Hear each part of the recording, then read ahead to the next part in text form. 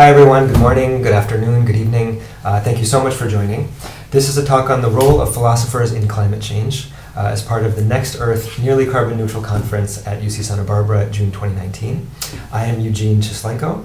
I'm excited to meet some of you in the Q&A and in your talks. I teach philosophy, mostly ethics, at Temple University in Philadelphia.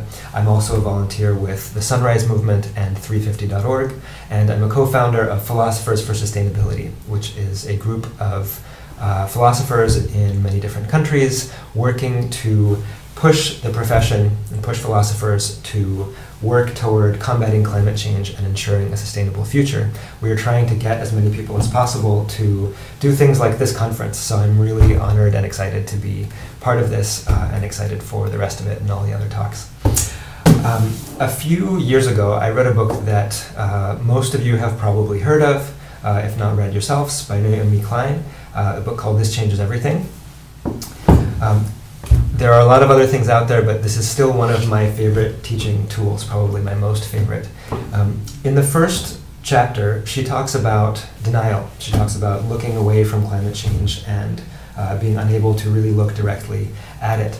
And when I had first started this book, I thought that deniers were people who said that climate change was not real, or people who said that climate change maybe was real but wasn't caused by humans.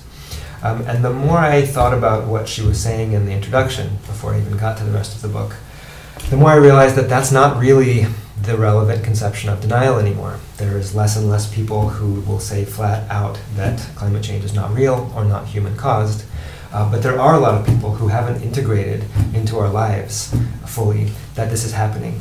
The way I think about it now is that it's a lot like grief. If you lose someone close to you, you might say, if someone asks you, yes, she passed away, so you wouldn't deny it in that sense, but you might still be in denial.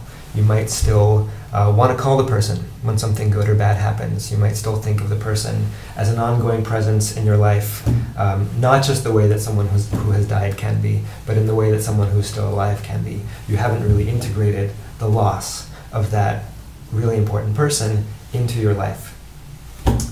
And when I read that, I had this big moment, and I thought, oh my God, I am a denier. I am a climate change denier. I am someone who says that it's real, but hasn't integrated it, hasn't really been able to face it. I'm a denier. All my friends are deniers. We are the deniers. And that was a really, really big moment for me, and that kind of got me. At that point, I was like, all right, I don't want to be in that kind of denial. I want to look at this. So I read the rest of the book. I started getting into activism, and the rest is history. That's been the last couple of years for me. That's some of where I'm coming from. I also want to recommend this book as a teaching tool. It's not an obscure philosophy book. It's a book that anyone can read. I teach the introduction and chapter 5 in my introduction to ethics class. The first time I did it, 3 of my students started an organization, and it still gets a lot of people pretty regularly. I'm also bringing it up as an example of what to me is real philosophical change. What got me, maybe I'm just nerdier than most, but I don't think it's that extreme. What got me was a conceptual change. I changed the way that I thought about what denial is. And that got me, because I knew I didn't want to be a denier. I thought I wasn't one. And then I realized that actually, if you think about it the right way, I was one, and maybe still am one to some extent. That to me is an example of one way that philosophy can play a role in climate change. It can shift how we think about things in a way that gets our minds active, gets us thinking, gets us making connections in ways that really are not niche philosophical, in ways that anyone can have or think through or talk through with other people. In this talk, I want to think about not just all of the many issues around climate change that are philosophical issues, although I'll talk about that a little bit, but I want to think about the role of teachers, humanities people in general, but I'm going to try to talk specifically about philosophers in climate change, what sorts of things we should be doing. And I think some of what I want to say will apply to a lot of disciplines, but I'll try to keep it to philosophy specifically. I'd love to hear from folks what you think your discipline looks like, or other thoughts about philosophy too.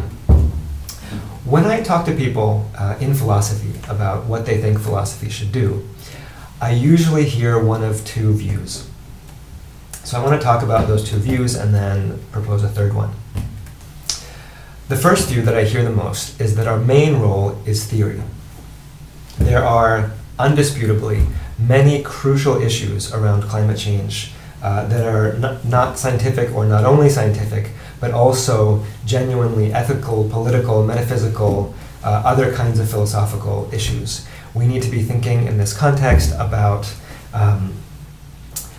what kinds of demands morality can place on individual people, how much of our own interests we can be expected to give up, what kinds of political authority governments have and don't have to act and not act on climate change, what sorts of duties we have to future generations of people who are not alive yet, what kind of role racism and other oppressions play in climate change and vice versa, and what things need to look like there. Those are issues that get us deep into moral and political philosophy especially, but there are also all sorts of issues as climate change starts to impact most major areas of life. We have to think, for example, about what disagreement and consensus in science mean for what the rest of us should believe and do. That's a scientific issue, but it's also a philosophical issue. There are many, many philosophical issues, theoretical issues about climate change. And so a lot of people in philosophy who I talk to think that's our role. We can of course do other things too, but our main role is as theorists. We need to do the theory, make the contribution that we can, and try to help in that theoretical way solve and address some of the problems that other people are having, and use our theory brain to do some kind of helpful things for climate change in general. I think there is a real motivation for that view, but I also think it's very narrow. For one thing, if you think about theory as the main thing that philosophers should do, it doesn't leave non-environmental philosophers that much to do. There are, of course, political and moral issues, and we can think about how they apply to the environment. But most of the theory in practice, if you think this way, from what I've seen talking to people, ends up going to people who think about the environment and who write about the environment. So I think there's more thinking that we need to do about what the rest of philosophers should be doing. That kind of view also ends up mostly ignoring our role as teachers and administrators. It doesn't think very much about what sorts of things we should be teaching, how we should be teaching, what kinds of role we can play, those of us who are academic philosophers can play in the academic structures that we're in, and it doesn't think about us often at all as ordinary citizens. So I'm not saying we shouldn't do theory. Theory has a role, but I think we should look for something else that's bigger and broader. So that's the first view that I think we should try to add to at least, but really I just don't think it's primarily theory that we should be doing. The other view that I hear a lot is that whatever we do in philosophy, we are also ordinary citizens. And so whatever else we do, we should make sure that as citizens, we play the kind of role that citizens should play in climate change. We should vote, we should go to rallies and protests, we should talk to people, we can get involved in activism. We are not just ivory tower theorists, we are individual citizens too, and so our main role, a lot of people tell me, in climate change is as ordinary citizens. We keep doing logic, philosophy of mind, metaphysics, ethics that might not have to do with climate change, and we also do the kinds of things that ordinary citizens need to be doing on this issue. That's also a well-motivated view because we are ordinary citizens, but I think it's also pretty inadequate. I think it's pretty inadequate even if we combine it with the first view. So you might think, well, really, we should do both of those things. We should do helpful theory, and we should also do our duty as ordinary citizens. I think that's pretty unsatisfying. I think we still end up compartmentalized and too narrow if we think that way. For one thing, that kind of view still ignores our role as teachers and administrators. It really doesn't tell us what we should be doing besides, on the one hand, writing theory, and on the other hand, doing things completely outside of our work as philosophers. So I think we still miss almost all of what we can do as teachers and as people with a role in an institution. I think it also ends up thinking very little about how theory can inform the other things that we do. So again, we end up doing theory on one hand, individual citizenship on the other, and there's very little of those things coming together. So I have my doubts about both those views, the theory view and the ordinary citizen view. And what I want to propose is that we take a hint from activists. The young activists that I know often ask people, where are you in life? What kinds of skills and access and power do you have? And how can you use those to help build the movement? How can you use what you've got from where you are on this issue? What are your distinctive skills and access and power? I think if you take that really seriously, you get a third view, which I like to call the distinctive skills view.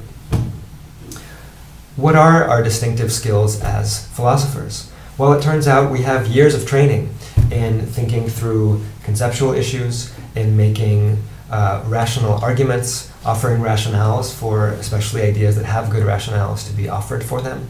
Most of us are also trained in leading discussions. We're trained as teachers, we're trained as facilitators, at least in some ways. And we also tend to have a lot of experience in some kind of institution as members of, if you're in academia, departments often, or if you're not in academia, some other company, you have some other experience, and if you're a philosopher too, there are ways that you've thought about integrating them and probably tried something. So we have years of specific training that's useful, and I actually think really distinctively useful at this point, at this stage that we're in the climate crisis. I say this not to say that philosophers are somehow the most important, but I think we need to understand that climate change is not just something that happens over here that gets worked out by people who are somehow prepared to do something. I think we have to all realize that we are uniquely prepared, not most prepared, but prepared in a unique way that's our own to do something about climate change. At this point, we know that many of the technological solutions are already available. We have harnessed the power of wind and the sun. We have a lot to figure out, but we figured out a lot of it. And one of the things that's most sorely needed at this point, I think, is the rapid spread of the idea that climate change is a priority. That is something that philosophers can do. So far, I mentioned three ways of thinking about where the role of philosophers primarily falls: theory, citizenship, and skills. If I disappear so that you can see the whiteboard behind me, the camera should put those into focus. We can think our role as mainly theory, mainly citizenship, or mainly using our distinctive skills. In the rest of this talk, I want to propose 5 ways of using our distinctive skills to address climate change. I think that'll help illustrate what I'm talking about and make the argument that I want to make, and also it gets us into some more practical territory, and I'd love to hear your suggestions about what should happen. So one thing that we can do is integrate climate change into our teaching. And I want to propose that we actually prioritize integrating climate change into courses that have nothing to do with the environment. I think it's crucial to offer courses, if we're talking philosophy, on climate justice, environmental ethics, environmental philosophy more broadly. But again, we can't only do that, and many of us are just not equipped to do that. But most of us can do something. And so what I want what I'd like to see everyone doing is thinking about how climate change fits into other things. That also tends to avoid a kind of preaching to the choir problem, where you end up teaching mostly students who already care about the issue. I want to reach students who don't care about the issue yet. So introductory courses are a great place to do something on climate change. A couple examples from what I've done recently: I just taught a class about evil, and we had a unit on atrocity, and so I just used climate change as an example. And we talked for a while about climate change, and students got excited. We can also think about other sorts of courses that are not even ostensibly related to major harms, and think about how climate change fits in. Just another example of what I'm doing next: I'm teaching a class in the fall on the ethics of diversity. You might think, well, that's about inclusion in human context, but actually it's also about oppression, and climate change is very closely connected to oppressions. And it's the kind of thing where you can have a unit at the beginning on biodiversity and climate change. Almost everything we do is something climate change can fit into. That's one thing we can do. Another is holding events. We can hold events, discussions, other kinds of things for our department or city. Again, we have experience organizing events and leading them. So why not just hold them? Why not just call an event for your department or for neighboring departments and use your skills to do that? A third thing we can do is support campus organizations and also organizations that are off campus and want to come in and have access to our students. The Sunrise Movement, for example, is a youth-led climate activist organization, and they have presentations ready to go. If you want someone to come talk to your students, they're ready, they have it all ready to go, and they will come in and do a presentation in your class, get people excited, get people talking. Also, many of our students have organizations on campus that we can support. That's another way we can use our skills and access.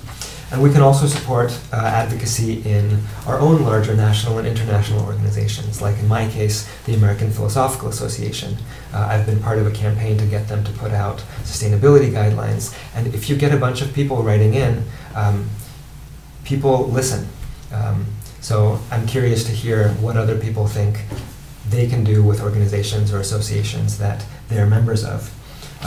And lastly, we can share resources. We can collect and share resources, give each other things that we've already done, talk to each other. We don't have to reinvent the wheel every time. There's all sorts of grassroots-like things that we can do with each other that get this going. And this is all things that I think environmental philosophers don't have to do alone.